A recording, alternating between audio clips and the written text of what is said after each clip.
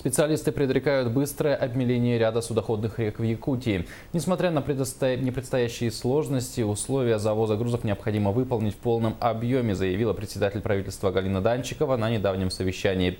В этом году для нужд жизнеобеспечения планируется завести 1 миллион 382 тысячи тонн. Большую часть от этого объема составляют топливо-энергетические ресурсы. Глава Кабмина отметила, что необходимо заранее разработать альтернативные варианты с учетом особенностей каждой реки в республике для исключения будущих рисков. Также на совещании обсудили и другие вопросы. Галина Данчикова поинтересовалась состоянием дел в поселке Чагда Кобяйского района. Напомним, там из-за интенсивного таяния снега и обильных осадков поднялся уровень воды в озерах и речках. На данный момент ситуация с паводком в районе не представляет угрозы для поселка. По инициативе председателя правительства республики создана рабочая группа для проведения мелиоративных работ в районе.